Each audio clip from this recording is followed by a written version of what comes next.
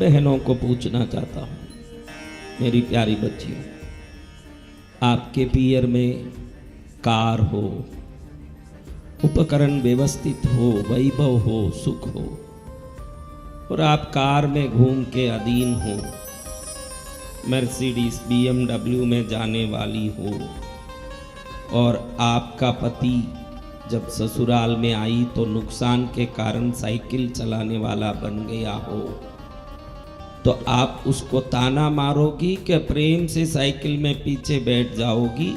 दिल से बोलना, झूठ तो मत बोलना। हर जगह झूठ बोल के आदत है, लेकिन ईश्वर के घर में झूठ मत बोलना। आप जो कार में घूम के आदत हो गया आपको, अब किसी कारण पति को नुकसान हो गया, साइकिल में जा रहा हो, तो आराम से पीछे खुशी खुशी बैठ के साइकिल में जाओगी कि मेरे बाप के घर में कितना आनंद था, कितनी खुशी थी, कहाँ आके फंसी, क्या हुआ मेरी गति? आप ताना मारोगी कि खुश रहोगी? यही सवाल है मेरी बहनों। बोलो बहनों, आप कुछ भी बोलो तो मैं मानूं नहीं। मैं तो ये जानता हूँ कि आप क्या करोगे। बाप नहीं जाने कि बेटी कैसी है, बाप से ही तो बेटी आई होगी। तो इस बाप को मेरी बेटियाँ कैसी है अच्छी तरह पता है, अच्छे से पता है। जय जय गुरुदेव। बेटियां कैसी होगी वो बहुत अच्छे से पता है पिता। आज का दिन अति शुभ इसलिए नहीं है कि किसी देवों का दिन है, इसलिए है आज के एक ही दिन में हमको संस्कार, सिद्धांत, जीवन और आत्मज्ञान चारों का एक साथ सीख मिलता है प्रभु शिव के विवाह से। जय जय गुरुदेव। देखो, अब जितने भी लोग प्रेम विवाह करते हैं, ये प्रेम विवाह क्या आत्मा का होता है? प्रेम विवाह किसका होता है बहनों? बोलो मेरे भाइयों, आप भी बोलो। शरीर के आकर्षण का। और किसका होगा? शरीर के आकर्षण से ही प्रेम विवाह होगा ना। तो ये प्रेम विवाह करने वाली बूढ़ियों से क्यों नहीं करते? जवान लड़कियों से ही क्यों करते हैं? अगर तेरा विवाह का बंधन पवित्र है और आत्मा का संबंध है, तो किसी 90 साल की बुढ़ी से कर ले विवाह। 18 साल की लड़की क्यों चाहिए वो, और सुंदरी क्यों चाहिए? क्योंकि ये मात्र शरीर का आकर्षण है। क्या है? देखो भगवती कैसे भगवान ढूंढी। आज स्वयं भगवान शंकराचार्य, आदि शंकराचार्य कहते हैं कि भगवान ने हलाहल विष का पान कर लिया और वह कहाँ टिक गया, नीचे क्यों नहीं उतरा? आप सोचते हो कि शिव की शक्ति है, आप यही तो सोचते हो शिव की शक्ति है, गले में अटक गया। आदि शंकराचार्य कहते हैं भगवती की पातिव्रत्य व्रत का शक्ति है। भगवती ऐसी पतिव्रता है, पति के सिवाय अन्य किसी को एक क्षण के लिए भी कभी हृदय में स्थान नहीं दिया। ये उस पतिव्रता दिव्यता का शक्ति है कि भगवती के गले में भगवान का मंगल सूत्र है और पतिव्रता है, इसलिए भगवान के गले में उतरा हुआ जहर नीचे नहीं उतर सकता, क्योंकि भगवती की शक्ति उस जहर को रोकता है। जय जय गुरुदेव। इसकी शक्ति भगवती की शक्ति। हाँ, आदि शंकराचार्य कहते हैं कि तेरी पातिव्रत्य का शक्ति है कि भगवान के गले में जहर नीचे नहीं जा रहा, ये भगवती की शक्ति है। आपको मैं बोलूं बहनों, आपके लिए भी तो लड़का ढूंढ के ही शादी किया होगा ना। सोचो, आप तुरंत पूछे कि लड़का क्या करता है, आपको बोले लड़का फालतू घूम रहा है, उसका कोई ठिकाना नहीं है, घर नहीं है, व्यवस्था नहीं है, तो आप सब क्या बोलोगी? चलो बहुत अच्छा है, इससे मेरी शादी करा दो। शंकर जी का क्या ठिकाना कि भी इस मसान में तो कभी उस मसान में। अब बबूत्रमा के नाग ऐसे लगाएं गले में। भगवती और भगवान के बारे में कहा जाता दिव्यांबराय च दिगंबराय। भगवती दिव्य वस्त्र पहनने वाली है। भगवती कैसी है? दिव्य वस्त्र। दिव्यांबरायी, दिव्य वस्त्र धारण करने वाले। भगवान तो दिगंबर। कैसे हैं? दिगंबर। हाँ, कोई इस भगवती को कहा कि भाई पति तेरा मसान में घूमता है, आपको बोले कि आप शिव जी को बहुत मानते हो ना। कौन कौन शिव जी को मानती हो बहनों?